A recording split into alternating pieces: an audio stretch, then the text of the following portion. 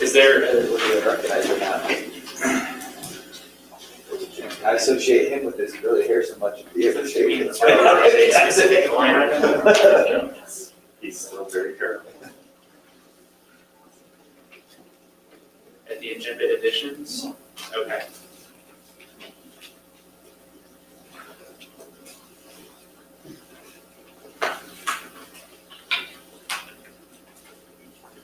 And are we? Or is this correct? Yeah. Okay. Just like this.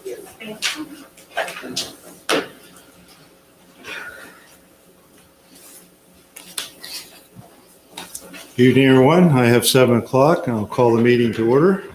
Would the clerk please call the roll? Thank you, Mayor. Mr. Jeff Elshoff, Here. Dr. Joel Schroeder, Here. Mr. Justin Smith, Here. Mr. John Welch, Present. Ms. Diane Nguyen. She is absent, and you have a quorum, Mayor. Thank you. This evening, we have Dr. Rob Linsett, principal at Sunrise Christian Academy, here to lead us in prayer. Dr. Linsett.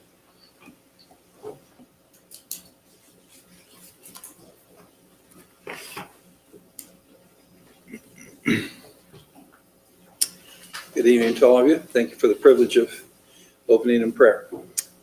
Father, we do come to you tonight, and we thank you for your many blessings upon us. And Father, we do pray as we see our nation. Sometimes it seems very fragmented to us. So Father, we pray for your guidance, for your protection, for your will. And Father, then in our local community, again, we pray for wisdom for our leaders. Father, we pray for our families. Some are hurting because of jobs. Some are hurting because of physical health. Father, some are hurting financially because of obligations that they really seem they're behind, sometimes even beyond their control. We pray for them. Father, we pray for the safety of our firemen and our policemen. Father, we pray that our community might be an example. Pray that our children, our grandchildren might grow up in such a way that they would see great examples of good citizens, that they would want to be participants in what would be productive in building up. Father, we thank you that you've blessed us in so many ways. We look at our city, our houses, the freedom that we have, and we've really been blessed. Father, we thank you most of all for salvation that we have in the finished work of Jesus Christ. In his name we pray. Amen. Amen. Please join me in a pledge of allegiance. I pledge allegiance To the flag of the United States of America and to the republic for which it stands, one nation, under God, indivisible, with liberty and justice for all. This evening, we have 2 proclamations. The first is for Harold Smith, his 2 sons and wife, Carolyn, and other family members are here to accept the proclamation. So I ask if Carolyn, if you would come to the podium, and I'll read the proclamation and I'll give you copies of it. So, okay.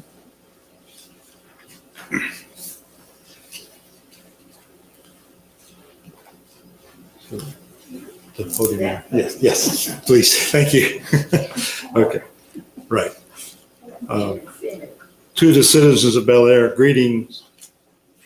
Whereas governing body has the opportunity to pause from its legislative duties to recognize those who have made a unique impact on this community. And whereas we take this opportunity to recognize the passing of Harold Smith on September 25th, 2020, and whereas Harold Smith serving in the United States Army, whereas Harold Smith has been an active resident of Bel Aire for over 40 years, whereas Harold Smith served as Bel Aire council member from 1985 to 1989, mayor of Bel Aire from 1991 to 1998, and again in 2007 through 2013. Therefore, I, Jim Benage, do hereby proclaim November 1st of 2020 as Harold Hitt Smith Day in Bel Aire and call upon all citizens to join with the city of Bel Aire in recognizing the commitment dedication, and service Cheryl Smith gave to our community.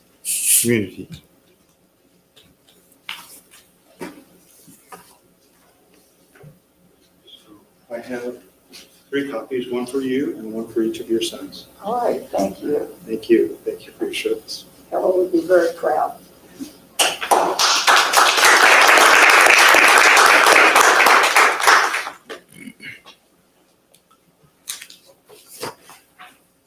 The other proclamation we have is for Red Ribbon Drug-Free Week 2020. So Chief Atterbury, is Chief here tonight? No. Okay, so not so he's here. Okay. So to the citizens of Bel Aire, Kansas, greetings. Whereas the city of Bel Aire values the health and safety of our citizens, and whereas local leaders know that the support of people is the most effective tool they have in efforts to reduce problems associated with alcohol, tobacco, and other drugs, and whereas substance abuse is particularly damaging to one of our most valuable resources, our children, and contributing factor in the leading of the 3 leading causes of death for teenagers, accidents, homicides, and suicides. Whereas it is the goal of Kansas Red Ribbon Campaign in the city of Bel Aire to involve families, schools, businesses, churches, law enforcement agencies, and service organizations in all aspects of this campaign, and establish an atmosphere that supports awareness, education, and ongoing initiatives to prevent illegal drug use. And whereas the Kansas Red Ribbon Campaign theme promotes family and individual responsibility for living healthy, drug-free lifestyles without illegal drugs or illegal use of legal drugs. And whereas October is also National Medicine Abuse Awareness Month, and citizens are encouraged to lock your meds and properly dispose of old or unused over-the-counter or prescription medication. Therefore, I, Jim Benage, Mayor, do hereby proclaim October 23 through 31st, 2020 as Red Ribbon Week in the city of Bel Aire, and call upon all citizens, community agencies, religious organizations, medical facilities, and businesses to participate in the drug prevention education activities, wear and display red ribbons, and make a visible statement that we are strongly committed to a drug-free community.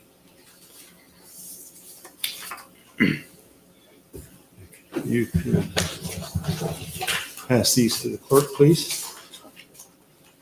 Thank you.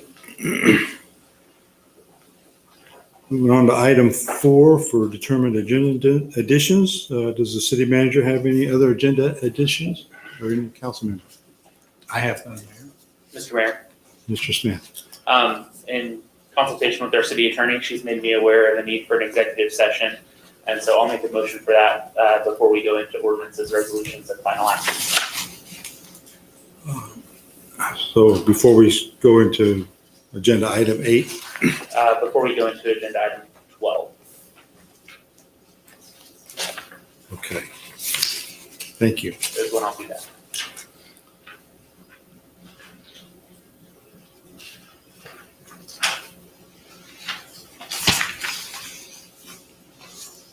Any other agenda changes, additions, or such? Do we need a motion to change the agenda?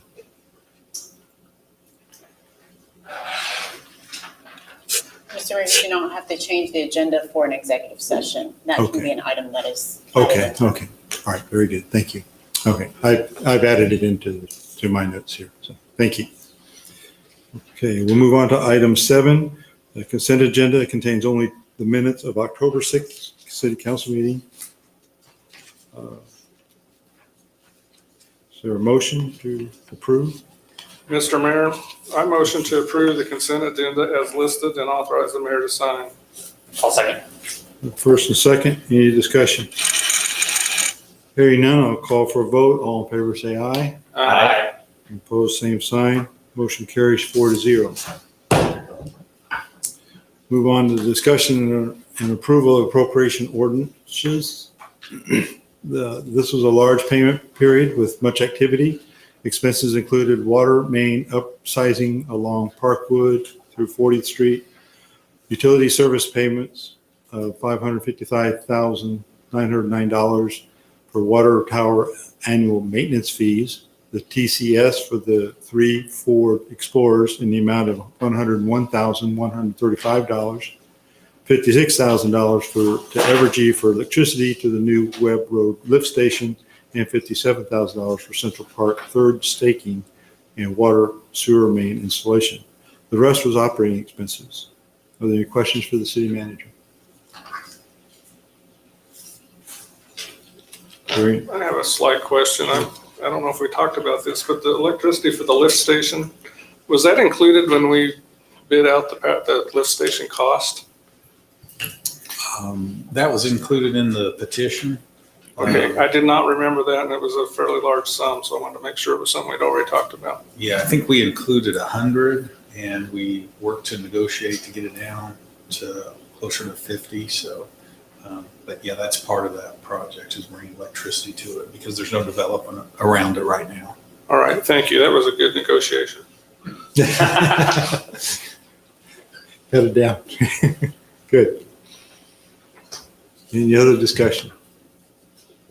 Here now, I'll entertain a motion. Mr. Mayor, Mr. Smith. I'll move to approve appropriations ordinance 20-19. Second. First and second. Any other discussion? Hearing none, I'll call for a vote. All in favor say aye. Aye. Opposed, same sign. Motion carries 4-0. City ordinance appearance, excuse me. City requested appearances. And we have no city requested appearances this evening, so we'll move on to citizen concerns. Is there anyone in the audience this evening wishing to address the council?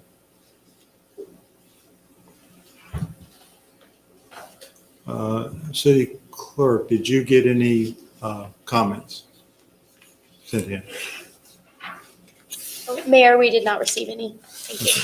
Thank you. Moving on to reports, council member reports. Let's start with Council Member Elsoff. I have no report, Mr. Mayor. Thank you. Mr. Smith, I also have no report. Mr. Schroeder, I have no report. Mr. Welch. Short report. Went to the grand opening celebration there for the Cypress development, commercial buildings. Those are really nice looking buildings. We got several new tenants in there that look like really great tenants. If you have a chance to find out who they are, you might want to consider doing business with them. They had some pretty neat ideas, I thought. So. Great. Thank you. Okay, move on to mayor's report. I do have a few things to talk about. So on Wednesday, October 7th, I did attend the ribbon cutting as well as Councilmember Welch and Councilwoman Nguyen. So there are 3 new businesses: the Radical Bubbles, Wash, which is WARSH, and 101 Mobility. We were given a tour of each business and provided a short overview of the services they provide. Always great to welcome new businesses to Bel Aire, and please patronize these businesses if you have a need for their services. They wash windows and they clean blinds and provide other window coverings as well. There's Radical Bubbles. 101 Mobility is they put in stair lifts and things of that sort. So they help people that need additional facilities in their homes. So on Thursday, October 8th, I attended the Kansas Economic Outlook Conference put on by the Center for Economic Development and Business Research at WSU. This was supposed to be at Century 2, but it was only held virtually. So I drove all the way down to Century 2 to find out they're doing it virtually. So such is life, right? So a couple of takeaways. The economy has rebounded both in the U.S. and in Kansas far better than anticipated by the economists. This does not mean we are doing well. We still have issues, but far better than anticipated from the pandemic shutdown. So in a panel discussion, 4 business leaders, it was said that they were having difficulty calling people back from layoffs due to the government paying more than they made while working at home or while working. So they wouldn't go back to work. And I've also personally witnessed this in several audits that I've done in North Carolina, California, and in the local community. People not working when there are jobs available is not a formula for economic growth. If we continue such for the long term, it could cause significant economic harm. That is to say that I'm not concerned about those that don't have opportunities for work, but if there is an opportunity for work, I would encourage people to please take advantage of that. I attended the WAMPO meeting on October 13th at the zoo. The normal meeting area was not large enough for social distancing for all members, so that's why they held it at the zoo. And there wasn't a quorum until late into the meeting, so no action was taken except for an executive session when a quorum was finally reached. So I did get the KDOT data for traffic deaths between Sedgwick County and Johnson County. I drilled down that data to see what gaps I could learn between the two counties on traffic deaths. Three top issues were right-of-way violations, careless or reckless driving, and inattention.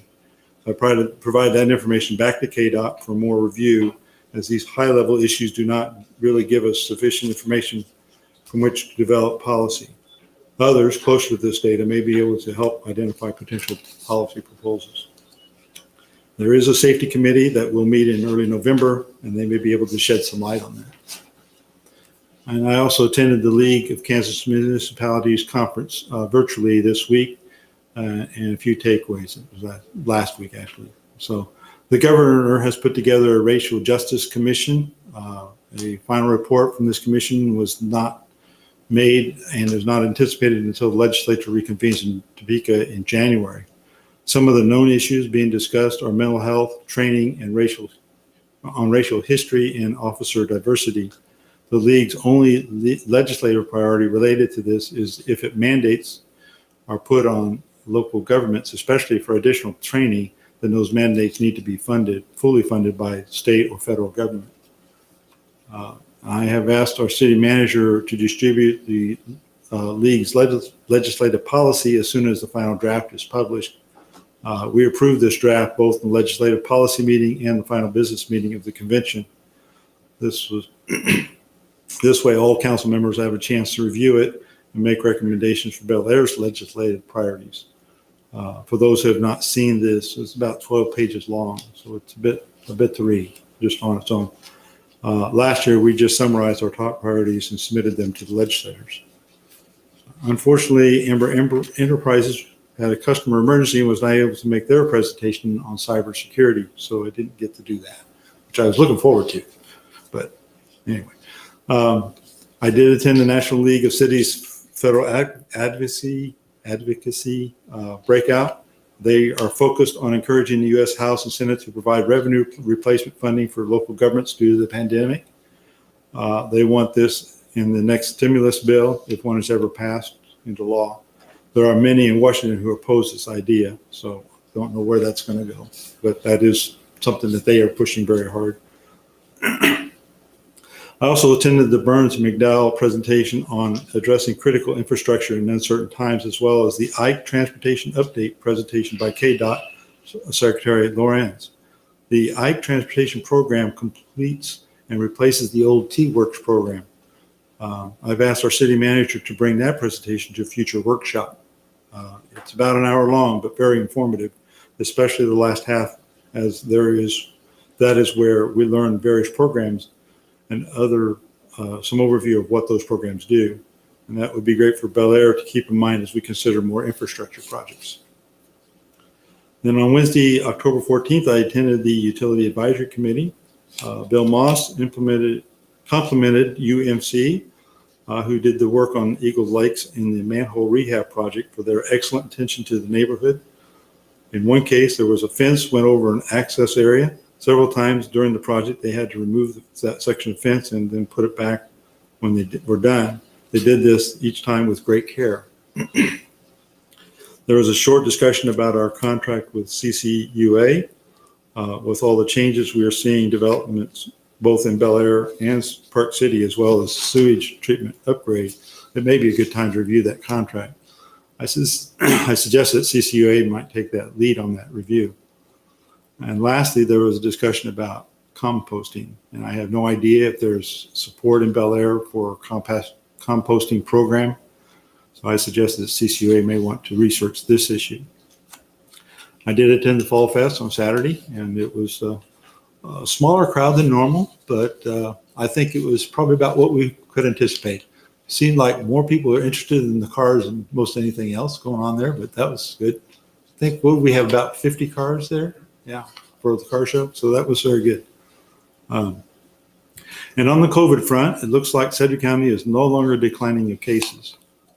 We are now at 9.4% as of yesterday of infections. That's up from 4.8% a month ago on September 20th. So this is in the wrong direction. As a county, we have proven that we can bring these numbers down. So let's each do our part with social distancing, wearing a mask when social distancing is inappropriate or impractical, and wash our hands frequently. Let's turn this around. So with that, I'll ask our city attorney for her report. Thank you, Mr. Mayor. You mentioned the governor's commission on racial equity and justice. Yes. Nancy, you should bring that up because that's what I was going to report on today. The league sent the City Attorneys Association an invite to a Zoom call on that committee was doing. It was a listening event, so they wanted to hear back from cities what our difficulties are, what our needs are, and it was somewhat difficult at this point, but I think it's very important for this to get to the council level now, because we did not have a document in front of us listing the areas that they are wanting to impact or some specific changes that they're wanting to propose through legislation or through best practices through law enforcement training programs. So we didn't have that, but we needed a comment. So it was what I was able to gather. There are some areas that they're wanting to impact: our accountability, behavioral health. They're wanting to expand Medicaid to provide mental health and other coverages that might, in their view, mitigate some law enforcement problems. Funding, they're wanting to see about getting use of force policies published on a statewide level. Looking at diversity and retention and recruitment and promotion, even considering that right now in Kansas, under Kansas law, for a person to be a law enforcement officer, you have to be a citizen of the U.S., and they're looking at possibly changing that and allowing people with green cards or trying to match the military requirements to serve in law enforcement in Kansas. They're wanting to look at reviewing and getting data from cities that would create plans or that would help set a baseline for recruiting officers that reflect the communities being policed, and creating exceptions to residential requirements to encourage underrepresented communities. So at this point, like I said, without having a document in front of us, thinking big picture, there looks like there may be some data requirements coming from cities, some requirements to report, and then the other changes seem like they would be statewide. I did mention that one way that the mental health expansion funding, that the city might be able to support is getting better access to CommCare, Osawatomie, those beds and spaces. Having a city having access to those would allow our law enforcement officers to directly cooperate with those groups. And that's something that we feel like could be done pretty quickly. And then any changes in training that they're wanting to do, and some of the training they're wanting to do are, like Mayor said, historical police training and bias training and such. That any training they want to do, we want real time to comply, because right now our officers are spending a ton of time in training. And so staffing our offices while under new training mandates may be a lot for a city of our size or similar. So that's where we are now. Just wanted to, it looks like there could be some big changes possibly that come out of this group. The initial report that will be published on December 1 to the governor's office. The second report will be due July 2021, and we'll definitely try to engage once we see a report. And then from there, I'm sure legislative action could come out. So the city may want to be involved in the front end of that. Great, thank you. I did get an email. I haven't done a thing with it yet, but I did note that the racial equity and social justice folk, that committee is having a Zoom meeting discussion for city leaders, and I will be happy to share it with council members. That's going to be Thursday from 6 to 7 p.m. I think they had one today, but I had no opportunity to do anything with it. So, but if you want, I can forward that information to any of the council members that would like to have that, or I'll just forward it to all of you. And then if you want to join that, you're certainly welcome to. Okay. Are those available for replay? I do not know. Do you, I would not be Mr. Lasher, able do you to attend at that time, is why I asked. right. Sometimes the whoever organizes it will record it, so we can find out who's putting that on and see if they're recording it. Mr. Manager, the listening tours, they're not recording, but they're actual meetings they are recording, and they've placed them on their website on the governor's page. Okay. Thank you. You've been quite involved in some of that discussion, right? It's good. I'm glad you're there. So, great. I'll move on to the city manager's report. Thank you. This is our last meeting before Halloween, so I wanted to bring that up one last time. It's a week from Saturday. As I've talked about before, it's not a holiday. It's nothing that's sanctioned by any government. But if citizens choose to participate, all we're asking is that they follow the Sedgwick County guidelines related to PPE and the COVID guidelines that they're putting out. Our chief will be out with his officers, and as they always do, to make sure that whoever's out is safe and dress warm, because it may be snowing this year. Who knows what the weather's going to do. The other thing I wanted to mention is I wanted to recognize our employee of the quarter for the third quarter of this year, and that's Sarah Christensen. And Sarah is the senior coordinator at the rec center. Got an email from a husband and wife. They've been longtime members of the rec center and the senior center, and they just wanted to let me know how good a job that Sarah's doing, that she's thoughtful, she's very serious about her work, she listens to the seniors, she's a business-like leader and gets things done. She also understands the importance of socialization with older people, especially during this COVID time. I think sometimes we forget about our seniors who don't work, don't have the opportunity to interact with people. And so I know she's been working on opportunities for our seniors to socialize, because that's important. And so I thought this was they wanted to nominate her, and so I appreciate that. So I will let her know tomorrow, but just wanted to share that with council. So thank you, Mayor. Thank you. So move on to Mr. Smith asked for an executive session, so I think we need Mr. a Mayor. motion for that. And how much time? I'll make a motion to go into executive session for the sole purpose of discussing the subject of consultation with attorney to discuss contract matters pursuant to the KSA 75-4319 exception for attorney-client privileged consultation, and invite the city attorney. The meeting will be for a period of 15 minutes, and the open meeting will resume in council chambers at 7:43 p.m. Second. First and second, any discussion? Is there not? So call for vote. All in favor, say aye. Aye. Opposed, same sign. We're in executive session for 15 minutes.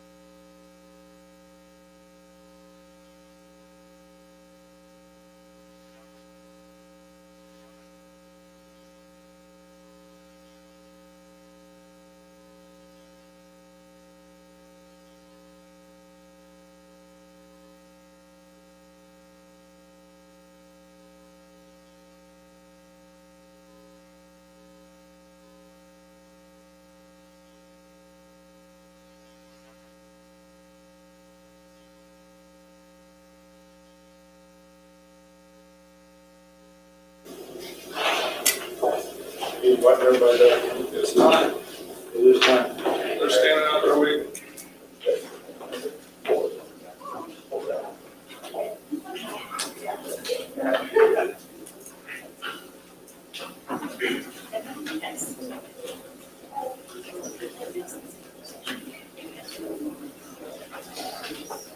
Okay.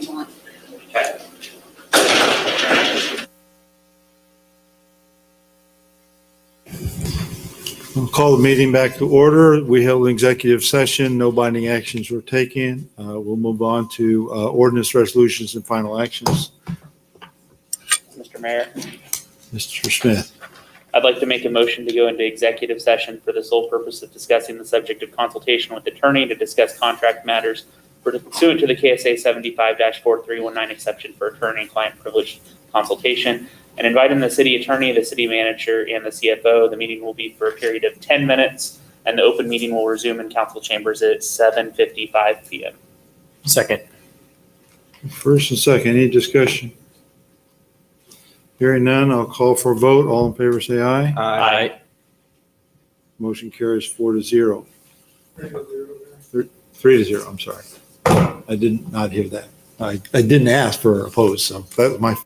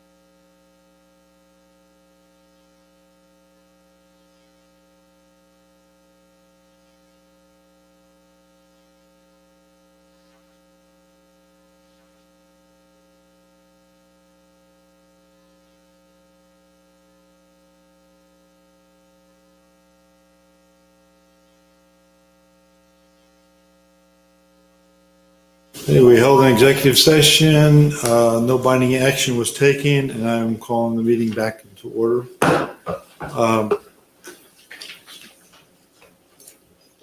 Item 7A, or 12A, I'm sorry. Get my Roman numerals right yet. So, in 2017, the city issued a 3-year temp note to fund infrastructure projects in Rock Springs and Rock Springs Second Edition. The work has been completed and 3 years have expired. It is now time to retire the temp note utilizing a GO bond for permanent financing. The GO bond was offered for sale today. Kevin Cowan with Gilmore and Bell is here to present the bids and answer any questions. Mr. Kevin Cowan.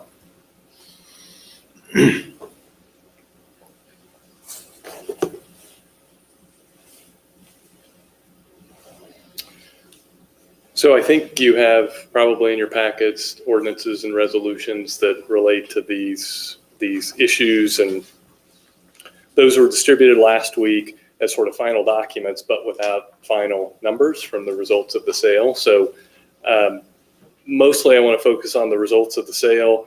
We have Adam Pope with Columbia Capital on, the city's financial advisor.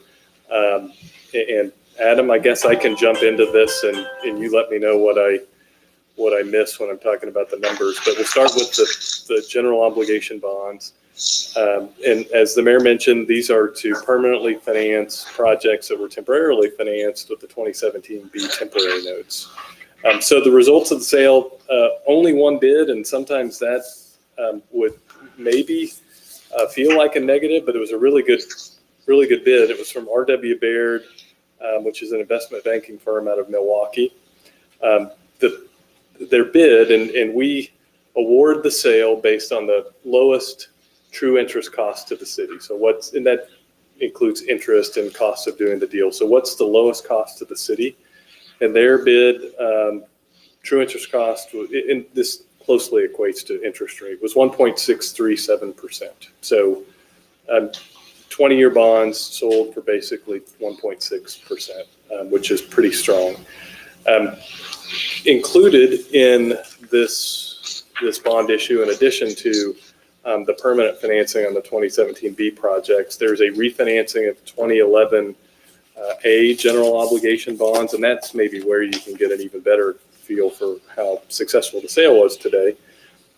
So we may have talked about this before. If you have an opportunity to refinance bonds, the market has sort of a threshold of maybe 3 to 4% present value savings compared to your old debt service. Can you save 3 to 4%? So the present value savings based on that bid on the remaining 2011 A bonds, present value in dollars is $200,086.89, which is a really good number, but the percentage that I mentioned earlier is 13.12%. So if you think maybe 4% or 5% is a good deal, you got 13.12% savings. And again, it's $211,000 measured over time, but the present value of the savings on those bonds, $200,000. So very successful sale. And I don't want to spend a lot of time going through the ordinance is very short, and it just recites these are the projects. We've talked about the projects through the assessment process. The Woodlawn design phase is also included in that permanent financing. And then, so we have a short resolution that authorizes the issuance of the bonds and then recognizes we'll have a longer resolution. Short ordinance, long resolution, has all the terms and details, and most importantly, has those interest rates that will, again, provide for the payoff of the 2017 B notes on December 1st. And then the refunding of the 2011 A bonds, those will actually get paid off on November 11th, which would be a day after we close on this issue on November 10th. So I'll stop there. Adam, if you have anything to add, or if governing body has questions of me or Adam, particularly on the numbers. Adam's going to be more of the expert than I am. No, I think you covered everything I would have said, Kevin, so happy to take any questions. Mr. Smith. So the 1.63% that we got with only one bidder bidding, is that typical of other sales that are happening at this time? Or I guess it feels odd that only one person bid. It sounds like a good deal, but is it like the best deal we could have got? I'm just interested in your perspective on what else you're seeing. Yeah, I'll give my perspective and Adam can add to this. You'll see on the notes, there were 4 or 5 bids, including Piper Sandler, who bid twice on the notes. So we don't know if there was confusion there. They wanted to bid on the bonds and the notes. So it is unusual to only have one bid, but, and Adam, if you can expand on this, go ahead. But Adam told me today that Baird was bidding on, was it 111 issues this week? Yeah, so Baird this week, which is, so as you might imagine, everyone is somewhat nervous about what will happen with the election. So there's been a rush to market over the past really 3 or 4 weeks, but people trying to get their deals priced here in October prior to the election. So yeah, I spoke with the desk at Baird once they were the winning bidder and they said they were bidding on over 100 deals this week, and they had already won 11 this morning, and that was at around 10 a.m. So it may have been the case. There was close to, I think, 18 billion in par coming to market this week. It might have just been the case this week where just, kind of because of the number of transactions and the volume, it may have just not gotten the same eyes on it we have in the past. I think last year on the bonds, there were 5 or 6 bids. Like Kevin said, even though it was one bid, this was a very, I would say, aggressive bid. With a competitive sale, you really don't know, from day to day, there's really no one firm that dominates competitive sales. It's really based on each firm each day kind of has a different view of the market. And so you really don't know until, that competitive sale, what the actual, rate is. So even though it was only one bid, I would say it is a strong bid and one that I think accomplishes everything the city wants to do. I was going to add, and just didn't earlier, that one of the other things to compare to, and we talked about the savings on the refinancing, it's just the interest rates that you're replacing. So you've got the 1.6 average rate, and on the 2011 bonds that you're refinancing, you're replacing rates that at the low end are 3.8 and at the high end 4.5, to just give you kind of a comparison of where the market was then in 2011 and where it is now. So again, very strong deal. I asked this again. I know I ask this about every time I view, but the 2011 that we're paying off with this refinance, will we still have the same termination date for that money? Yes. Okay, Yeah, so this package has multiple termination dates then on it? Yeah, and the way this issue was structured is that you have level debt service on the 2017 B projects, kind of the new projects over 20 years. And then the 2011 A bonds would have had also level debt service over 20 years. And we have, 10, 11 years left on them. So the way Adam structured this was kind of the 2017 B permanent financing. Here's its share, and here's what the refinancing looks like. So one's over 20 years, one's over 11. Yeah, 2031 final. Yeah. And then took those and combined them into one series of bonds. So if you look at the maturity schedule, it's in terms of principal, there's more in these early years because you've got overlap of the two issues. And then once you get past 2031, all that's left is principal amount on what I'm calling the new money issue. So it's a long answer to your question, but they were sort of treated as separate series of bonds. And then get combined into one maturity schedule. And so if you look at that, you can see, we've got overlap in principal amount on, for 10 years. But then the refinancing of the 2011s peels off after that. And so, yeah, we have not extended the maturity or anything like that. Same length of time. And those have special assessments of 2011 bonds on it, so you need to stay in We need to line match with the those. payments to the income, yes. Yeah, and the savings were structured so it's relatively level savings over that 11 years. So it's tough when it's kind of less than when we try to do it as level as we can. So it's roughly, call it about 19,000 in savings a year, or maybe call it 20,000 in savings a year for each of those remaining years until 2031. All right, thank you.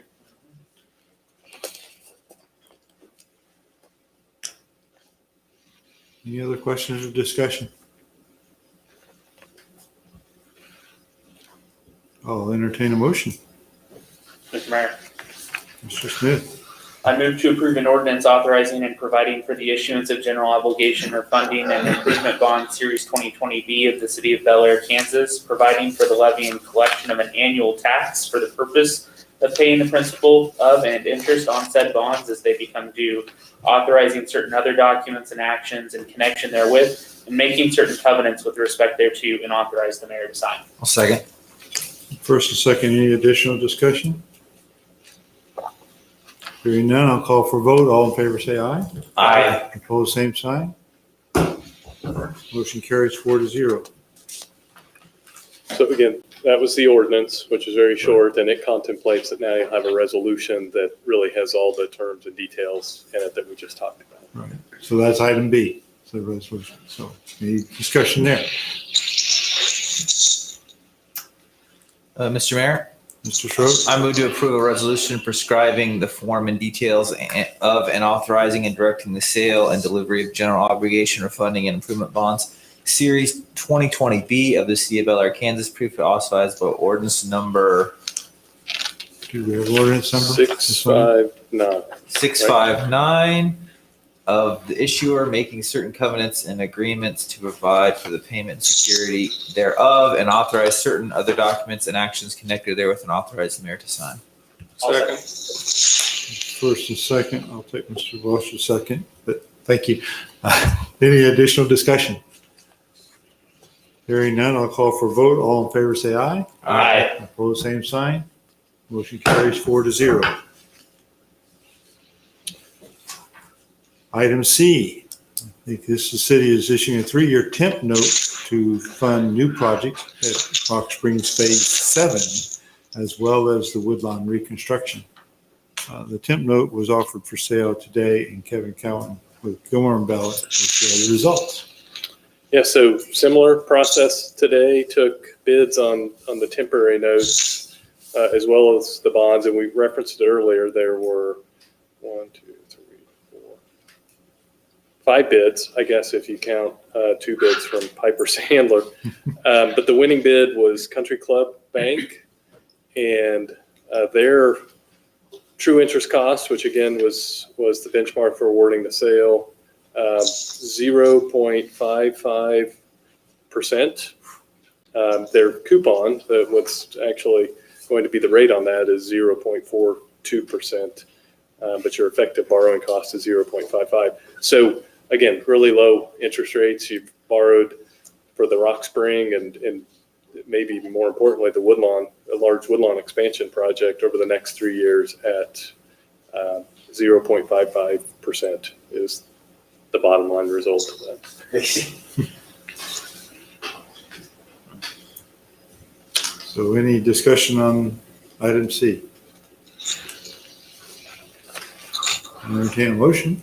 Mr. Mayor, I'll motion to approve a resolution authorizing and directing the issuance, sale, and delivery of $3,225,000 in the aggregate principal amount of general obligation temporary notes, Series 2020C of the city of Bel Aire, Kansas, providing for the levy and collection of an annual tax, if necessary, for the purpose of paying the principal of and interest on said notes as they become due, making certain covenants and agreements to provide for the payment and security thereof, and authorizing certain other documents and actions connected therewith, and authorize the mayor to sign. I'll second. First and second, any additional discussion? Mr. Mayor, Mr. Smith? there's an asterisk in our motion by the Yes. amount. I was going to mention that. Should have mentioned it earlier.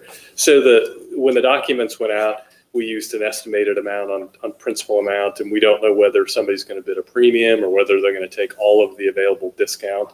And so with the bid today on the temporary notes based on the premium and then the discount that they took, the final sizing is actually $3,195,000. So the asterisk number, if that gets changed to $3,195,000, that would cover it. So we need a modified motion. Mr. Mayor, I'll amend my motion to change the amount to $3,195,000. Thank you. Do you affirm a second on that, Mr. Schroeder? Yeah, I'll still second that. Okay, thank you. Any additional discussion? Hearing none, I'll call for a vote. All in favor, say aye. Aye. Opposed, same sign.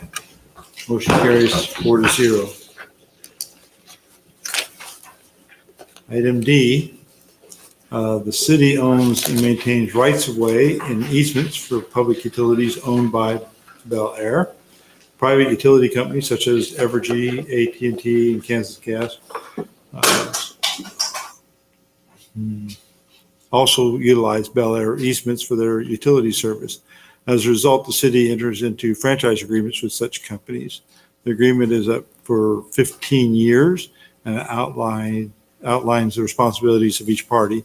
In addition, the utility pays a fee for reimbursement to the city for maintaining, acquiring, and protecting these rights of ways and easements. Staff has worked with Kansas Gas on the proposed franchise agreement, and council reviewed the agreement at our October workshop. So any questions for staff?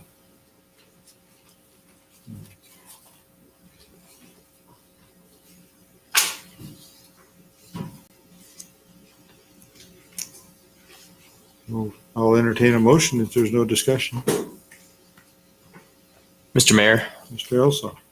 I motion to approve an ordinance granting to Kansas Gas Service, a division of One Gas, Inc., and its successors, and assigns a natural gas franchise prescribing the terms thereof and relating thereto, providing definitions of terms, prescribing a franchise fee, providing terms and conditions for the use of public rights of way, requiring advance notice of work and duty to repair, providing for indemnification and a hold harmless agreement, providing for rules and regulations, prescribing insurance requirements, reserving certain rights, providing for revocation and termination, providing for an acceptance of the terms of the franchise, providing for a reopener, providing for notice of annexations, prescribing relevant governing law, providing for transfer and assignment of the franchise, providing for points of contact notifications, providing for an agreement to renegotiate, and repealing all ordinances or parts of ordinances inconsistent with or in conflict with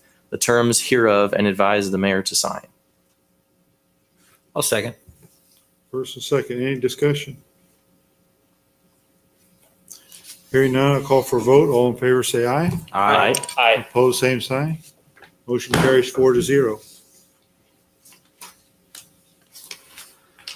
Item E, the council budgeted funds to repair and replace city streets in 2020. Public Works has identified several locations that need patch repair on streets in Eagle Lake.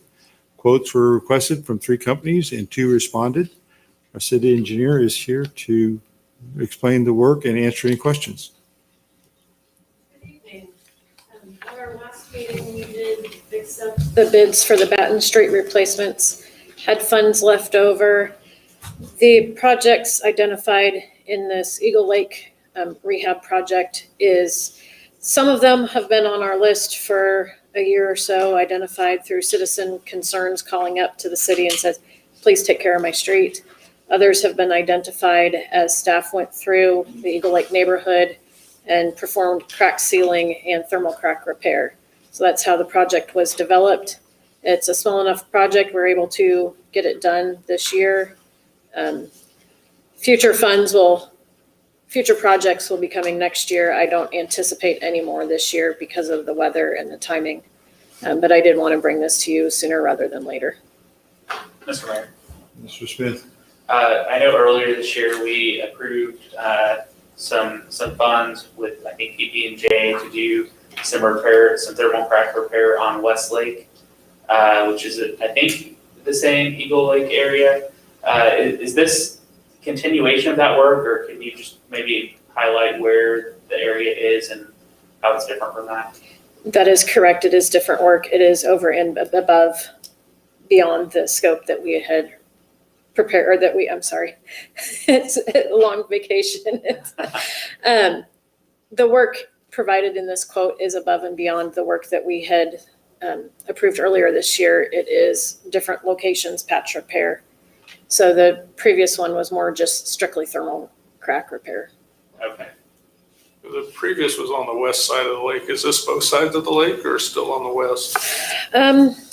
I believe that it is on both sides of the lake, although I'm not 100% sure. I'm just wondering if we're about done with the west side of the lake, so We are. keep moving on.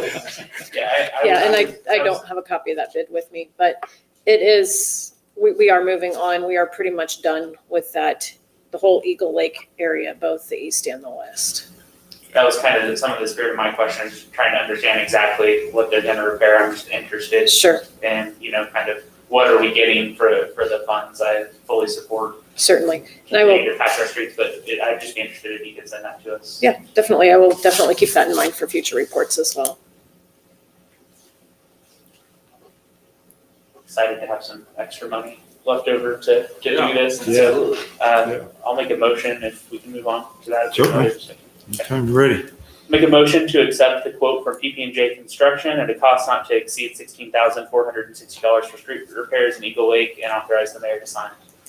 I'll second. First and second, any additional discussion? Hearing none, I'll call for a vote. All in favor, say aye. Aye. Opposed, same sign. Motion carries 4-0. Moving on to item F, the developer in the Bristol Hollows Phase 1 is moving forward, called Valley in design the public infrastructure. Bids were requested for installation of stormwater as well as paving. 5 companies responded with proposals, and low bid is Kansas Paving, and is here to explain the project and answer questions. And I think we have an email here as well. That is correct. Okay. As the mayor said, the bids were taken last week for the paving and drainage improvements for Phase 1 in Bristol Hollows. We bid out concrete paving and asphalt paving, as well as the stormwater costs. As I was on vacation, I tried really hard to get you an accurate report, and the computer was having issues. So I worked with the city manager to get that accomplished, and the bids for asphalt paving were not as clear as I would have liked to see them. So in your bid tab that you have with the report, everything is there. Just the ones that were presented in the staff report is a little different than what you see on the agenda. And that's why I wanted to try and make that a little bit more clear for council. Kansas Paving was a low bidder for both the asphalt and concrete paving. We have worked with them in the past. They have done very well. The percent difference was 7.27. I see Justin calculating that. I did receive a phone call from Ben Farha, who is one of the developers. He actually tied me in with his other co-developer, Phil Rufo, and they expressed some concerns about Kansas Paving and asked that we consider Donlinger's proposal for the paving and drainage.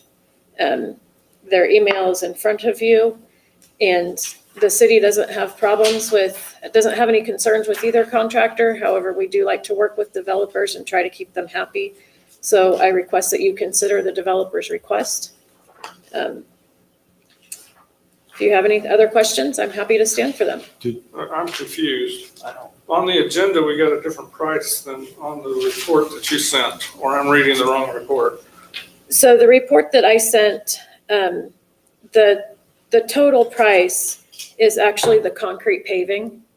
Okay. The bid tab showed the base bid was concrete paving with an alternate for asphalt. And the bid tab did not extend the price out for asphalt, so you could clearly see what that number was. I did that when I returned to the office on Monday, and that is the price that you're seeing for the asphalt paving with the stormwater. Okay, and I missed what you said the percentage difference was. It's like 10 or 11%, and it's not. Kansas paving is 7.27, Cornejo is 15.08, Meese is 6.34, Pearson is 11.23, and Donlinger is 5.24. And I know we've talked in the past that when we had the discussion with the engineer, I can't remember his name, it seemed like if it was within 25%, we should go with concrete was kind of the That was conclusion of that. Yeah, that was the opinion of Mr. Edwards. So these are even closer than that. And the developer was okay accepting the higher price of Donlinger at the 526.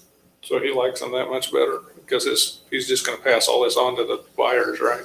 Correct. Well, this is a duplex project, and it's my understanding that they will be keeping the duplexes. So he's going to be So paying he's going to be paying for those. them. Okay, if he's going to be paying, I'll let him buy whatever he wants. As long as we're okay with the company. Yeah, I personally wouldn't, we've used Kansas paving in the past, and like you said, as far as I'm informed, I'm fine with Kansas paving, but if this is what the developer wants and he's going to own them and pay the special, or, pay it, I'm fine with doing what they're asking. Mr. Mayor, So, Mr. Smith, I was just gonna say, as I read the email, I was just looking at it, it sounds like, just what I'm reading, it's less about Kansas paving and more just that they're accustomed to working with Donlinger is what I'm reading into the email, and it's $10,000 difference is what I'm seeing, or I guess it's maybe a little bit more than that. $15,000 difference here on that, but it's not a huge percentage there, and I guess I tend to lean towards the developer's preferences on something like that. okay, thank you. Mr. Mayor, I have a question. Mr. Elsoff. So how typical is it that we get feedback from the developer on when they hear we're getting bids for the streets or whatever? Not very often. In my 5 years with the city, I've only seen it happen once.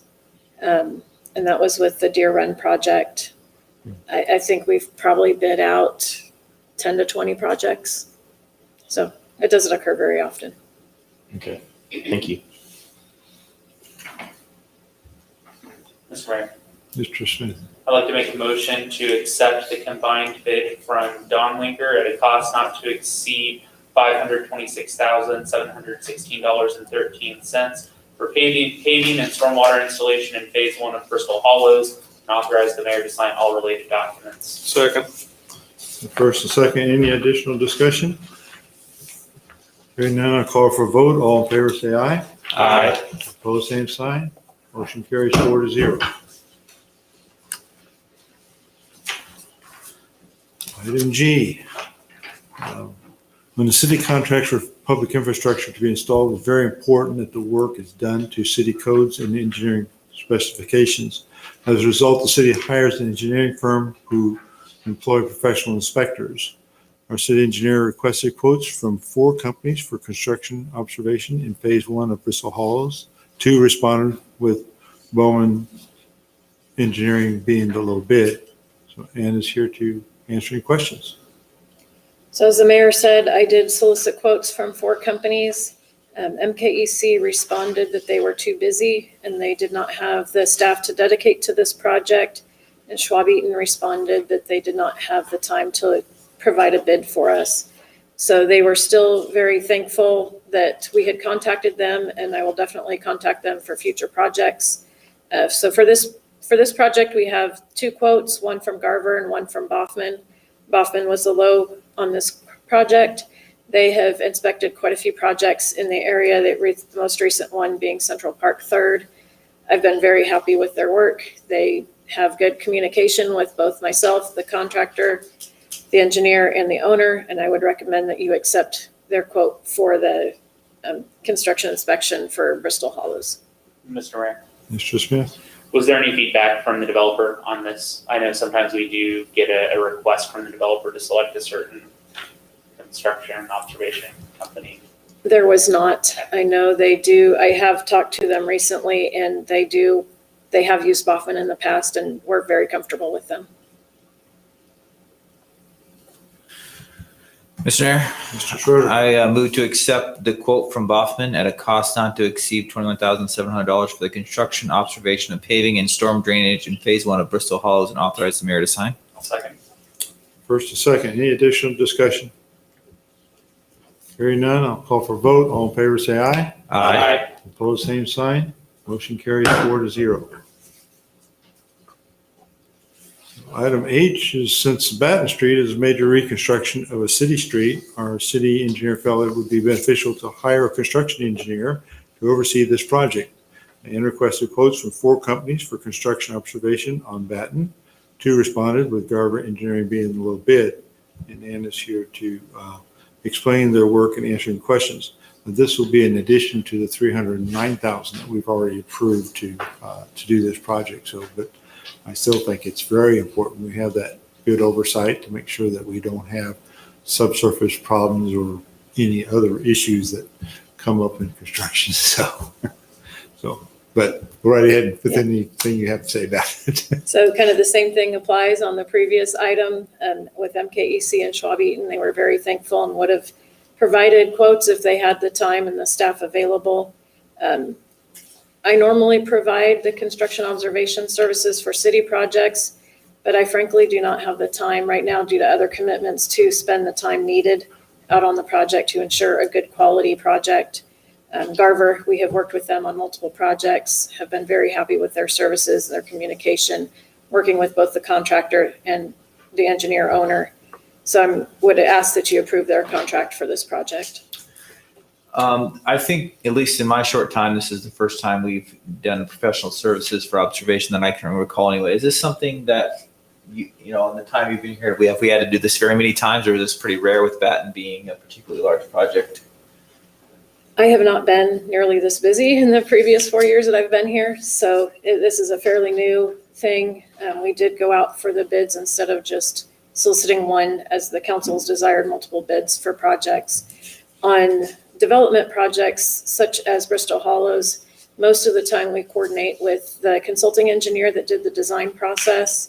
It was both my feeling as well as the developer's feelings that there's been enough communication concerns with the design engineer that we wanted somebody else observing the project. So that's just to make sure that any issues that didn't get caught during the design could get caught during the construction. So sometimes it's very good to go with the design consultant to observe, and sometimes you want a different company.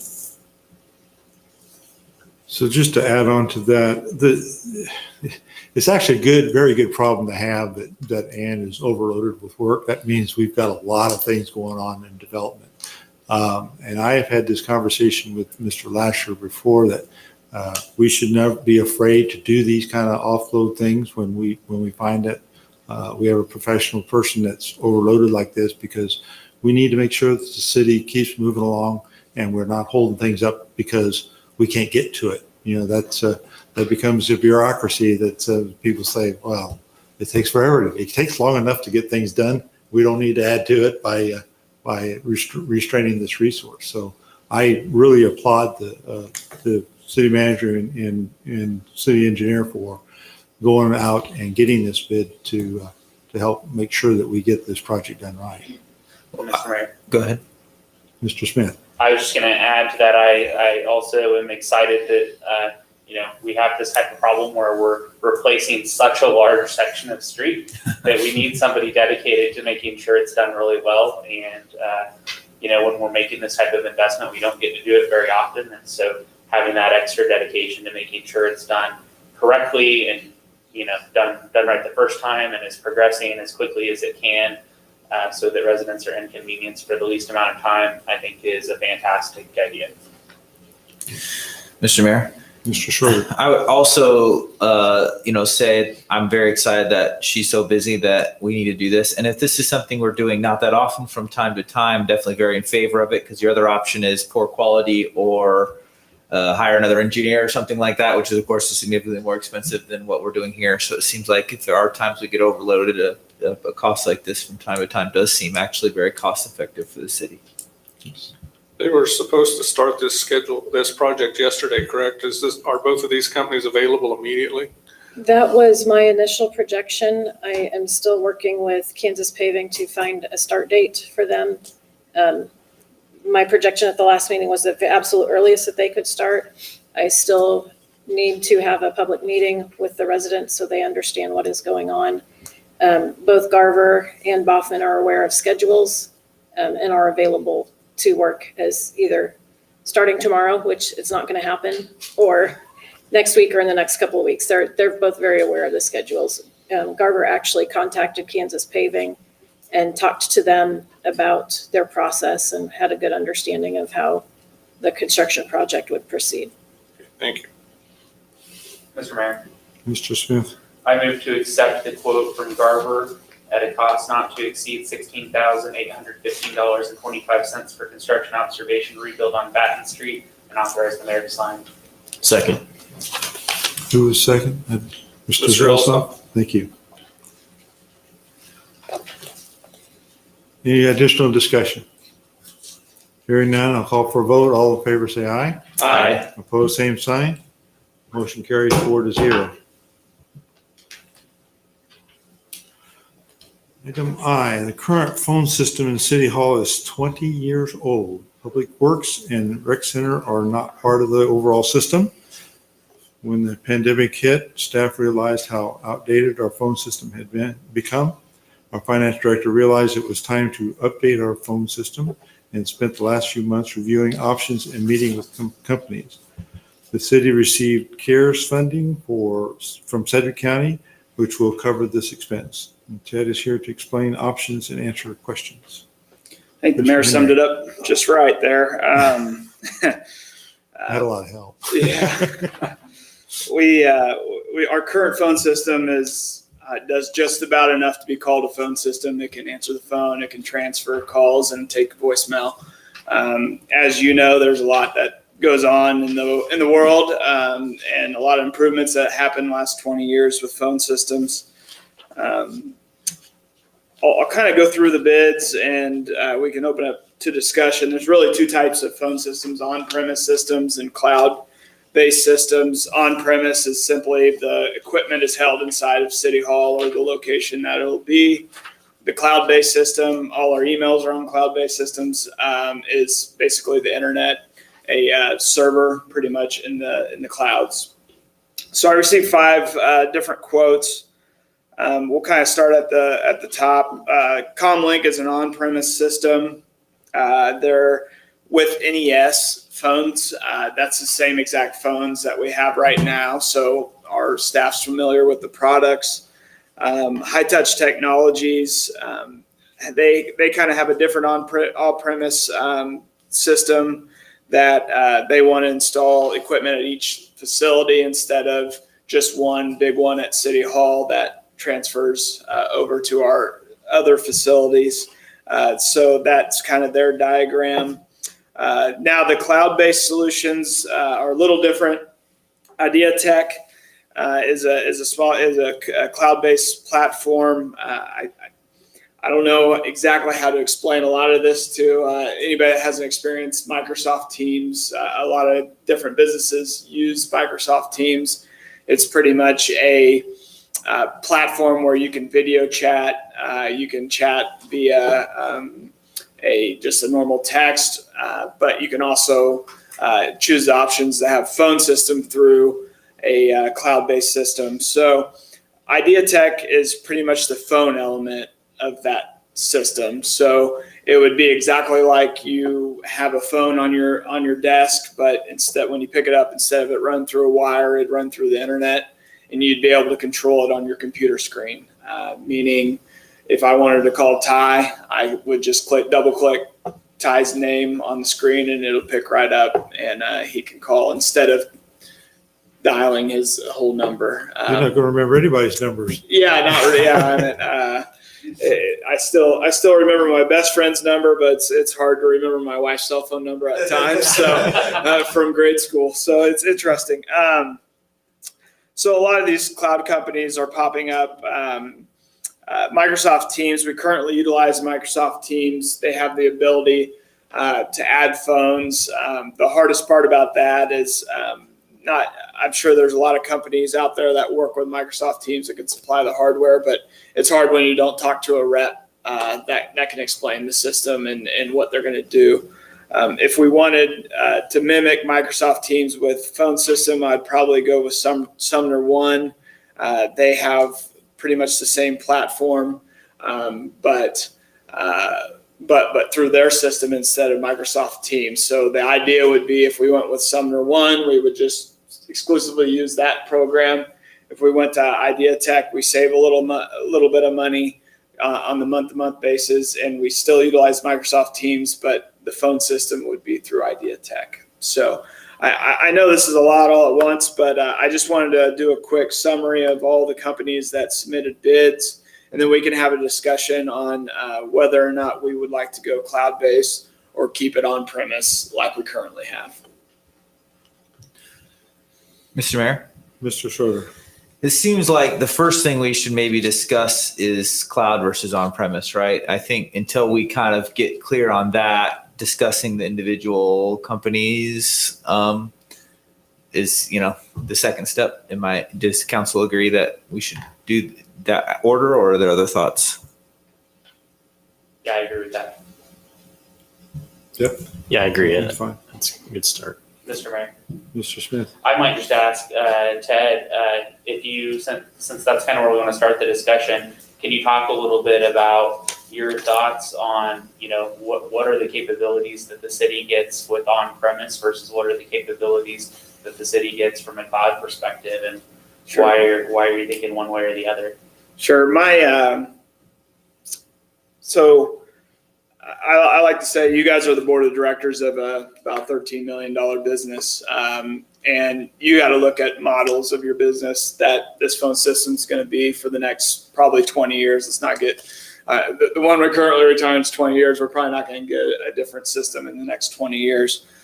So with the on-premise system, that's what we currently have.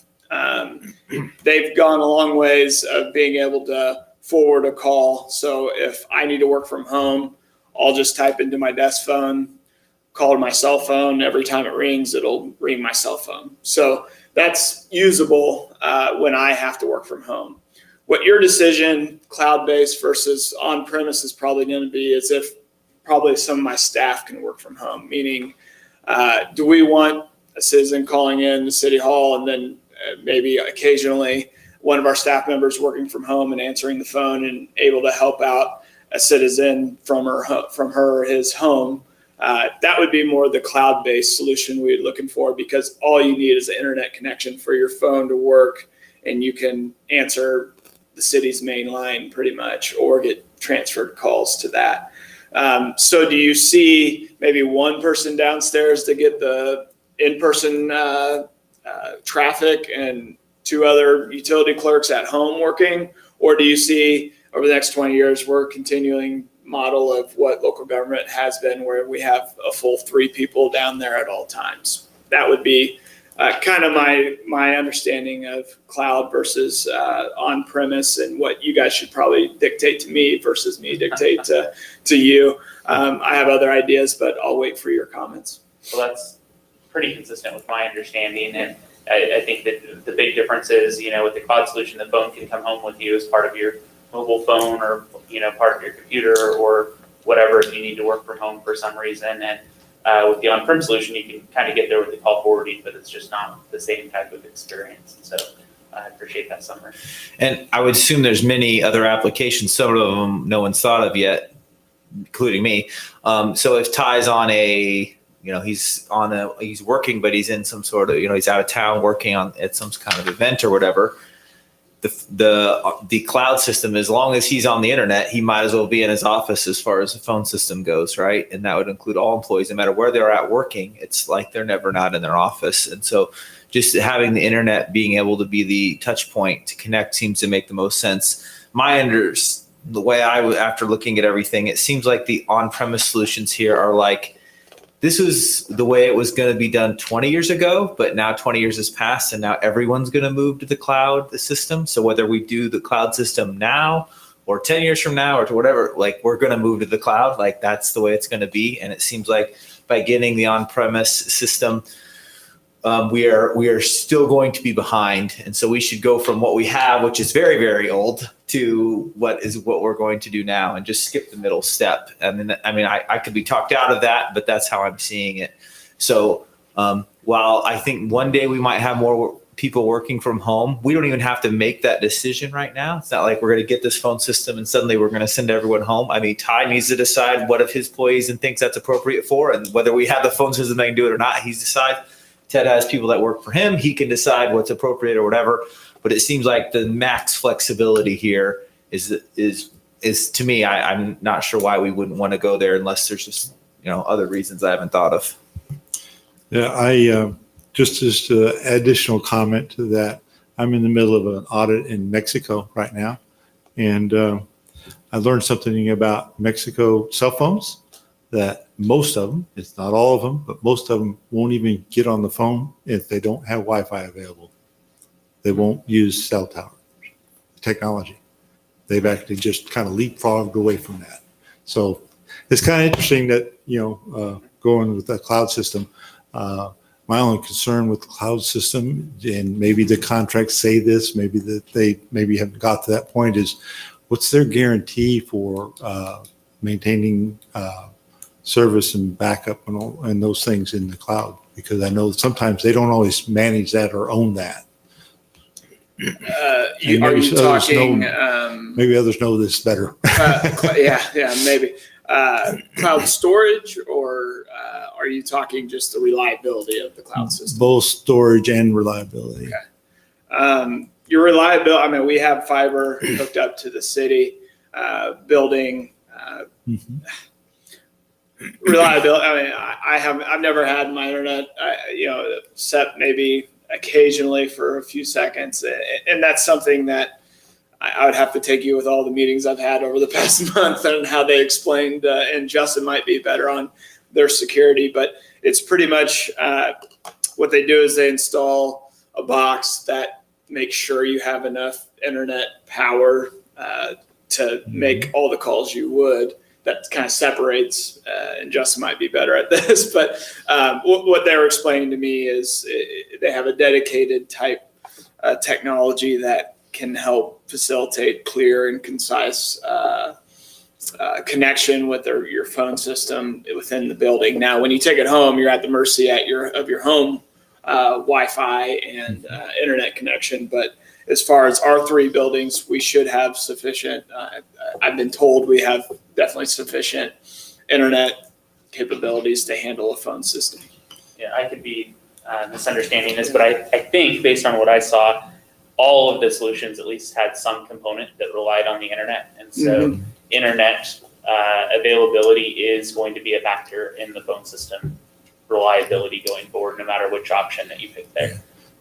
Go on. I'm sorry, I want to interrupt. Yeah, and so I think that's an important thing to recognize and to think about. The other thing that I was just going to call out is with that, portability of the cloud system, maybe a benefit that we haven't talked about might be that in the event of a COVID scenario where maybe it's not that we want employees to work from home, but we need them to, it's an option. Or in the event of a natural disaster, hopefully that never happens, but if that were to happen and we were to need employees to work from another location, that type of disaster planning is enabled by some of those different options that Ted's listed out. So that raises some interesting questions, but one is, we've had some problems with our internet lately, and I wonder what will this is voice over IP technology, if I understand it correctly, and what will that do to us? If you're talking about Channel 7 issues, is that what that internet issue? Well, it's bigger than Channel 7 because it's not working on YouTube sometimes too. And that's that's more AV room related, I believe. I'm sorry? I don't know, have the IT expertise, but as far as me down in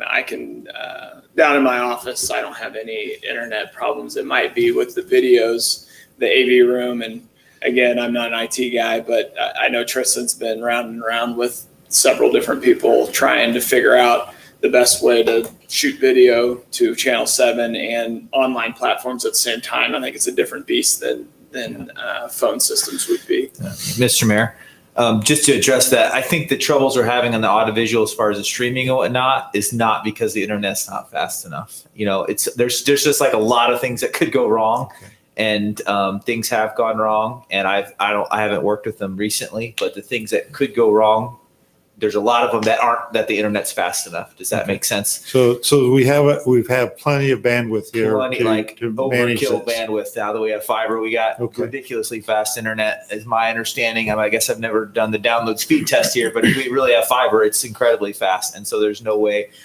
live streaming to YouTube should be a problem as far as the speed. There's lots of other things that can go wrong. And, Tristan has had, I don't know how many, she went from we weren't doing anything to, we'll do this, to like, we have to have this. And I'm not sure she was quite ready for, there might have been a big learning curve in the amount of money that needed to be invested in order to make that super viable. We didn't quite realize what we were getting into, but the internet speed is not the problem there, as far as I understand. I want to make a comment on that. There's a difference between download speed and upload speed. I downloaded the file the other day, it took about 3 seconds. I tried to upload it again someplace else, it took me 15 minutes.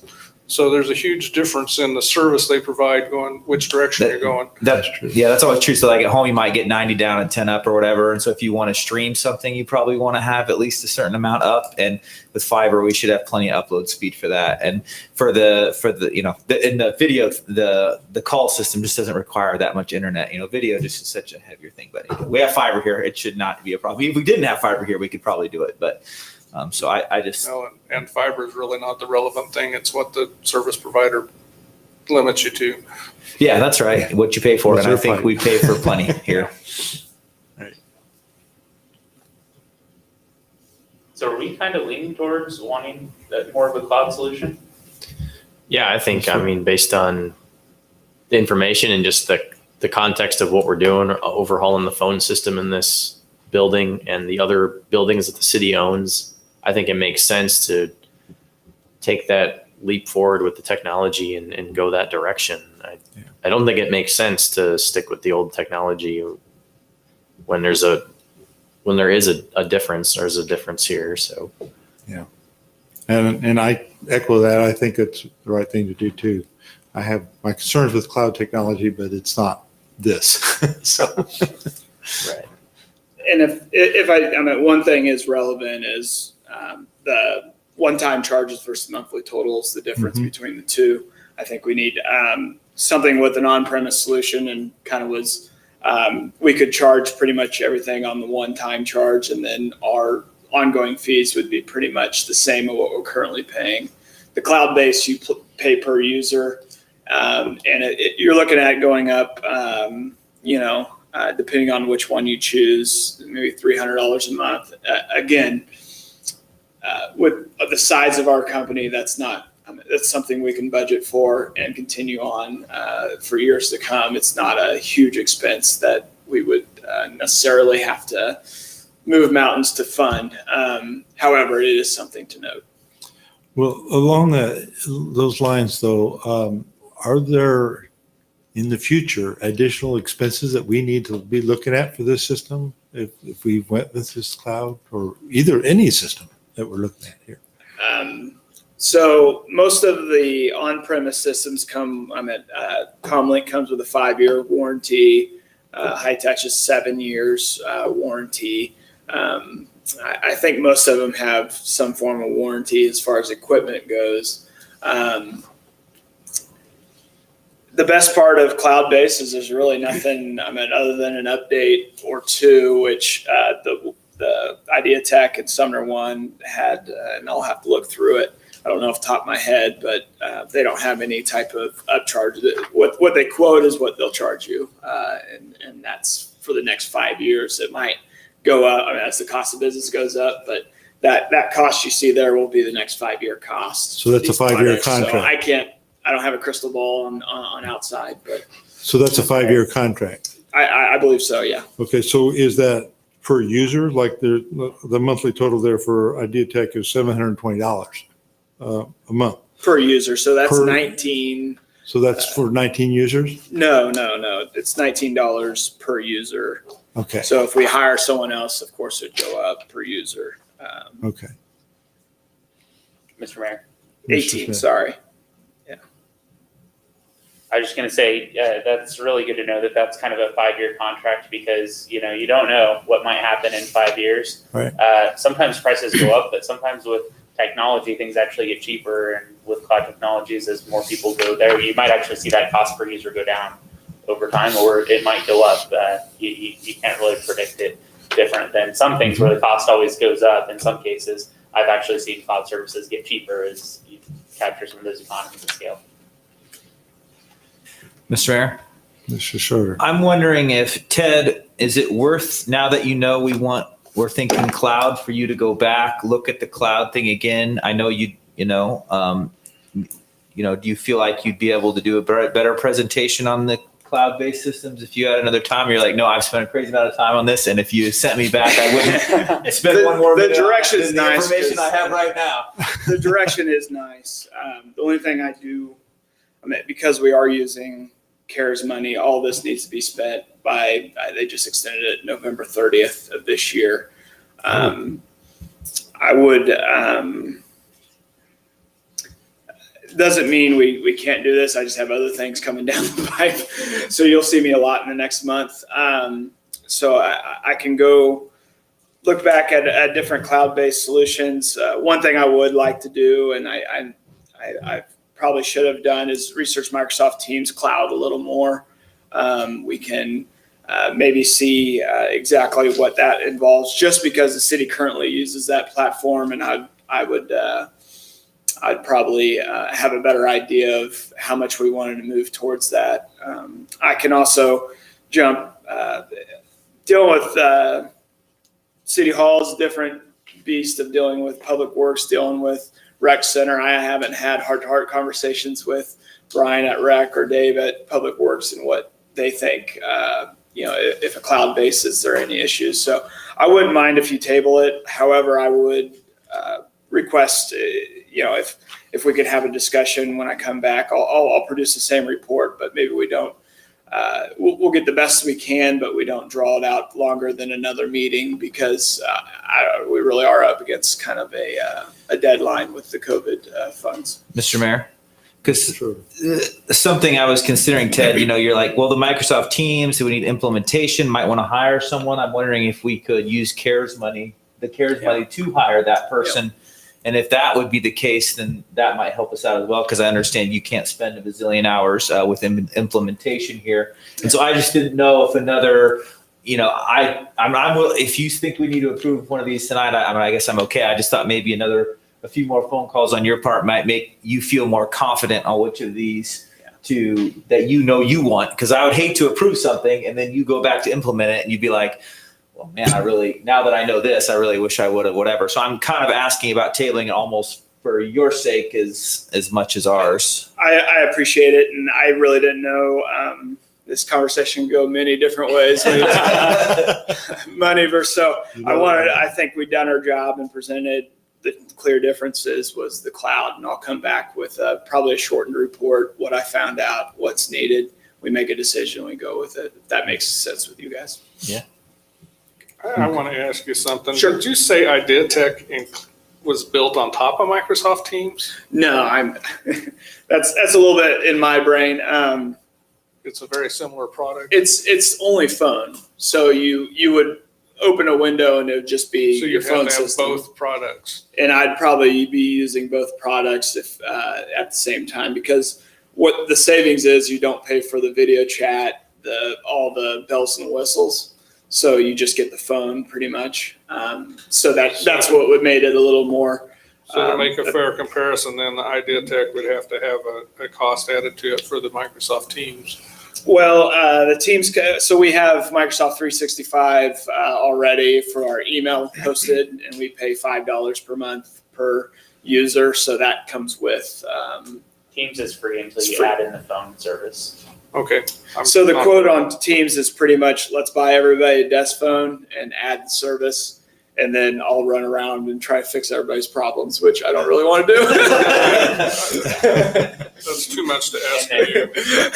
Which is why we're speaking about hiring someone to come in and do that, so Ted doesn't have to do it, and that person can be the coach. Yeah, and that might be best to me to talk to somebody that would do it, because even with that, I might still have my reservations if they leave in a month and leave us, because IT around here is always interesting when you don't have a full-time IT person. Well, let's talk timing, because I was of the impression we had to spend the CARES money by the end of the year, but you said November 30th. So that shortens it by a month. And our next meeting will be November 3rd, election night. So that puts a lot of pressure on getting this decision made. I don't know, can we reasonably expect that we could get such a consultant in line and get things moving along and have a solid report by November 3rd? Just got to work a little harder, Mr. Mayor. Well, Mr. Mayor, Mr. Smith. I might just go ahead and throw out there, based on what you told me about the Sumner One offering, I am a little bit concerned about that. If it is kind of designed to replace and compete with Teams, which is integrated with all of the other tools that the city is using, Word, Outlook, and they're trying to compete with that, I'm not sure that's a bet I would want to make as the city. And so in my mind, that makes them not a leading contender, especially at the monthly price point that they're at. I'd be concerned about just that type of offering. And let me be clear that when I was sitting through the demos, that's just kind of what my perception. So I don't want to put words in their mouth. But it sounded like on a practical level, you would stop using the thing that's integrated with all of your other office tools and start using Sumner One for some of the things that you use it for now. And I don't know if that's something that you even want to think about doing. And so I guess I'm just right now, of course, you can bring us new information. I'm kind of crossing it off the list, and then I'm hearing, gosh, Teams sounds like it might be kind of a headache from an implementation perspective and a maintenance perspective, since we don't have an IT staff. And so I'm kind of mentally crossing it off the list in my mind. And I'm wondering, well, if we want to go cloud, and I'm crossing two of these off the list in my mind, is anybody else feeling like that?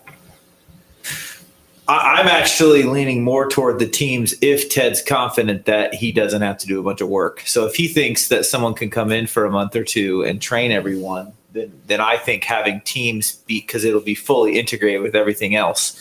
If Ted is confident that he's going to spend a crazy amount of time pretending to be IT, then I would agree with you on that. But right now, I tend to be leaning for Teams, but I would like to give Ted more time, because I think now that he knows we're going for a cloud system, I think it'll be, I think he'll be able to give himself better clarity on which one of these to recommend. At least that's what my understanding.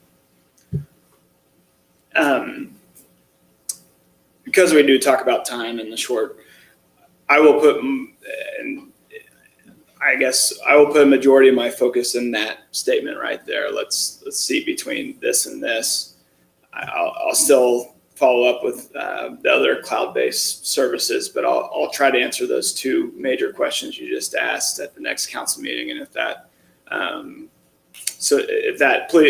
makes you more comfortable, then we'll just go with that one. So I guess I'm curious, because in thinking about what Justin just said about scratching Sumner One off the list, I was actually leaning towards Sumner One.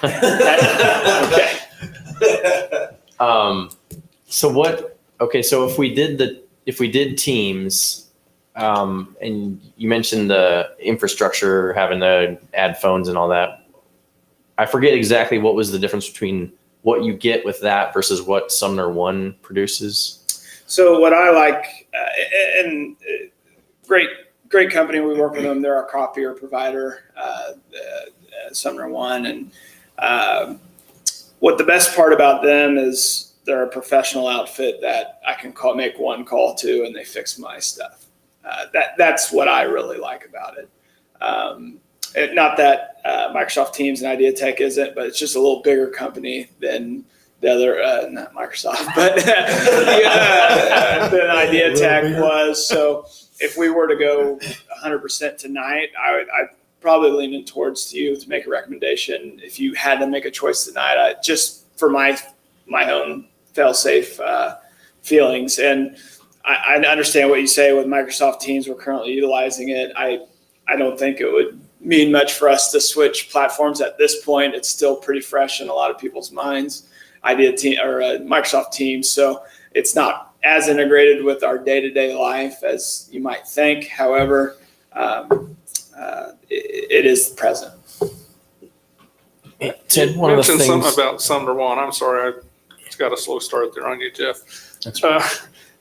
Would it behoove us to maybe get a contract with somebody like that could come and service all of our equipment, all of our Microsoft problems, all of our service problems, so that you could just call somebody and you could get out of dealing with people's computer problems? Oh, yeah. No, yeah, we work with Paul, and he does a good job addressing some concerns. And here's the difference between contract IT and in-house IT. Is in-house IT, Ty will call him and say, fix my computer. With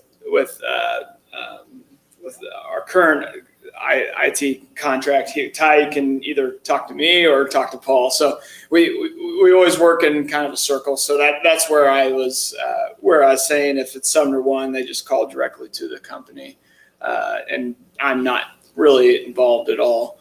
Versus because I manage that contract for the city, and I understand the easy stuff. They just submit tickets to Paul and he does it. But it's the more complicated things that I get involved in which.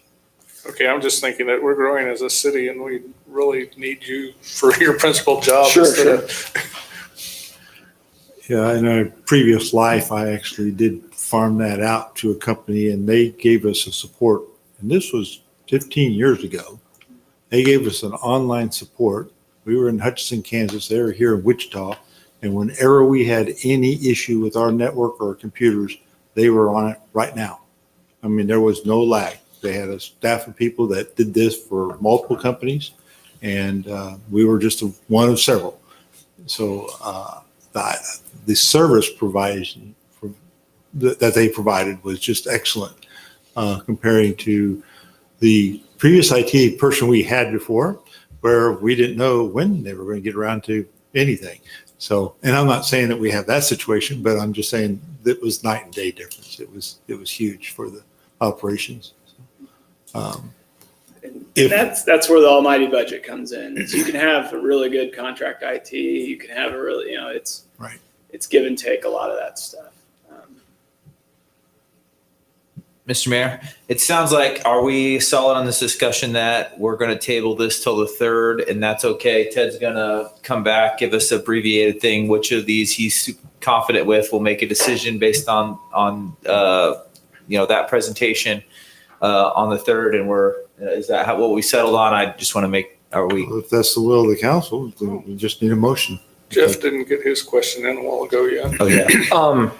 I guess something that I was thinking about. So I don't have any experience with working with any of these systems, but I have heard a comparison secondhand of the Zoom capability versus Microsoft Teams, because the video chat has become. So this is just in regard to the video chat, not necessarily the phone system.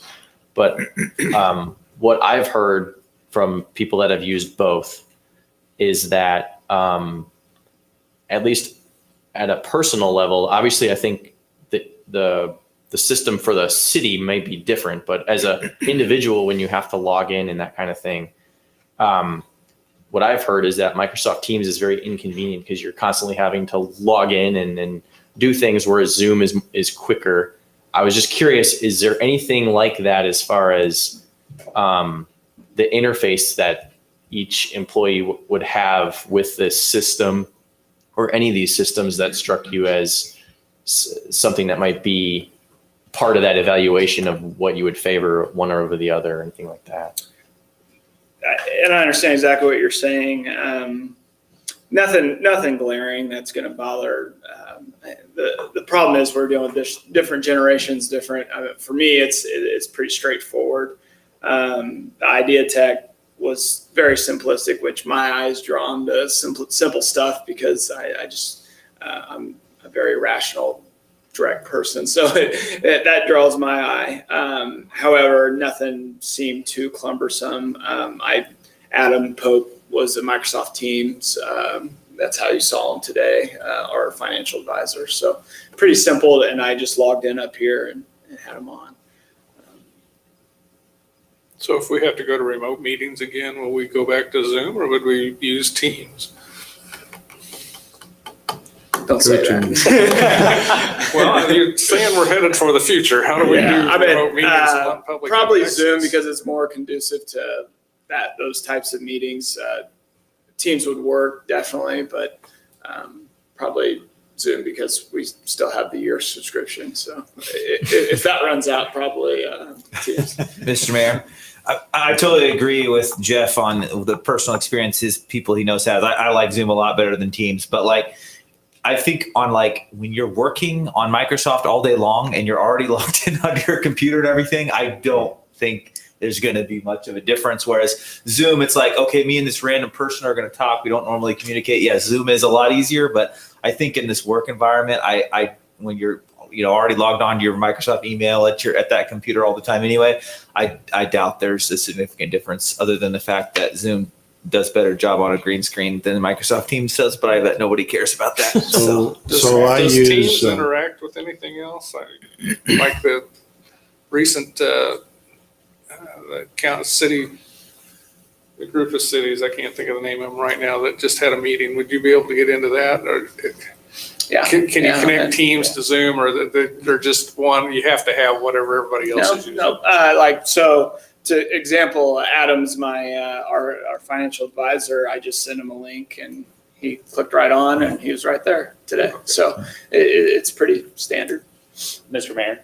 Mr. Smith. I think what we're starting to get into is there's kind of two ways to go once you're in the cloud. There's one way, which is just solve the phone problem and pick somebody that just does the phone, keep the phone separate from everything else, and then if you depart from that, you start to get into this world of thinking about your ecosystem. And if you start to have the phone tied in with everything else that you do as part of your Teams app, which happens to also talk to your email app through scheduling of meetings and through linking into people, double clicking on people's names and making calls and chats. And now it has some SharePoint integrations. And so if the city does things with SharePoint, that starts to get integrated with Teams. And by the way, if you start to look at conference room technology, Microsoft plays in that space. If you look at other people in that space, like probably Cisco has a similar offering. They also have that type of ecosystem. My guess is Sumner One is also, because they're not just playing in the phone space, you start to build this ecosystem. Once you move beyond just kind of solving the phone problem, you've got to start really thinking about your broader ecosystem. And so I think this conversation could get pretty deep, pretty fast. And so I don't know if that's something that we want to consider, is thinking about that larger ecosystem in our compressed time frame, or just solving the phone problem, or what folks are thinking about there. Mr. Mayor, I was thinking about that a little bit when I was thinking Microsoft Teams, because I think it is an ecosystem that lots of people use. I think maybe you guys use it at Coke. I can't remember if it was you or someone else I knew that says they use it at Coke or use it at their business. So that's what I was liking. Whereas the idea tech would definitely just be no, this is just our phone system. And I kind of like the idea of being able to integrate, even if we don't use all that integration tomorrow or the next day or the next few years, it does kind of push us all into an ecosystem. So I did have that in the back of my mind when I was thinking about it. And I figured it as a city as small as ours, something like Microsoft would the Microsoft world would be able to handle all of our needs. But, I don't know if Ted's really fired up to consider all those options in the next, from between now and November 3rd. Yeah, that's my concern. I'll let you know when I schedule meetings. You can come join me. And then I laugh at that, but I'll definitely share with you if I have any type of meeting with one of these companies you guys want to jump on, listen to their presentation. More than welcome. I'll send you out what scheduling have. I'll try to do that first thing tomorrow, is get some clarity on some of these issues. That brings us a question for the city attorney, though. If several of us jump on a meeting like that, are we breaking the Maybe we do one, maybe. You be careful of that. Maybe a 0.1. I didn't think about that. Thank you.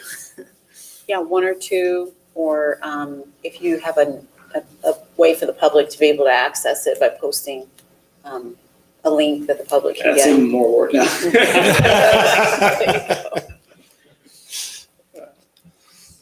So, Mr. Mayor, Mr. Shin. I'd say just kind of as a result of what I was sharing there with that kind of ecosystem thought, my thought wasn't necessarily that we've got to exhaustively explore all of those options, but as we take the next, week or 2 weeks to dig deeper, just maybe include some of your thoughts about that as part of your recommendation when we come back together.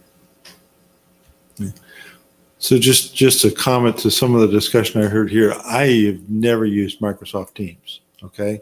But I've used Zoom and I use GoToMeeting all the time, particularly GoToMeeting, but Zoom a lot. On my computer, it's seamless to go into those. But to your point, it's not integrated with Microsoft. So if I want to schedule something on my calendar, I got to go to my calendar, which I usually keep on my phone, not on my computer, but I got to go do that. Okay, it's not integrated, so I get that. So if that's a direction we want to go as a city, then we should consider that. But that's the only downfall of those applications that I'm using. Logging on is seamless, simple, fast with both of them. It could get really complicated with syncing calendars and how does everybody in the city keep their calendar? Like if everybody kept it on the Microsoft calendar and you could decide which of those you wanted to be shareable to everyone else and what of it is private. I mean, that's probably a good way to do your calendaring. I don't know how we're doing it here now, but something like that is probably a good way to do it. Right. Okay. How do we want to proceed? Mr. Mayor? I move to table the bid. I move to table the consideration of the phone system. Second. First and second. Is there any additional discussion? We've had plenty, but here's your last chance. Hearing none, I'll call for vote. All in favor, say aye. Aye. Opposed, same sign. Motion carries 4-0. It's tabled. Mr. I abstained again. Oh, you abstained. I'm sorry. I did not give you a chance to do that. I'm sorry. So the motion is 3-0-1. All right. Is there a need for executive session? We've already had 2, but okay. We'll go on to discussion and future issues. Anyone have any further discussion items for future issues to discuss tonight? Next meeting is in 2 weeks. It'll be election day. So I hope everybody votes. And I think advanced voting starts here at City Hall next week. Is that right, Mr. Manager? Do you know what day it is? Starts? 27th, yeah. The 27th here at City Hall? 27th here at City Hall. Okay, very good. Thank you. Mr. Mayor, Mr. Welch. you made a comment earlier in your, I'm losing words, in your report Yes. about, I believe it was a CCUA, something about composting. Yeah, it's just a discussion. It's not, Yeah, I don't even know if there's any interest in it. Okay. Well, okay, I'm stating my interest right now. I think that's something that would be great for the city to do. If we could maybe over by the burn site, do some leaf drop off, limb shredding, and let things just rot there instead of burning them. I think would be much better for the environment, way to dispose of waste. Okay, great. So it's certainly, I don't have any urgency or time frame for that to be considered. It's just something we had discussed. Okay, so great. But that's good input. Thank you. Mr. Mayor? Mr. Schroeder. I'll motion to adjourn. I'll second.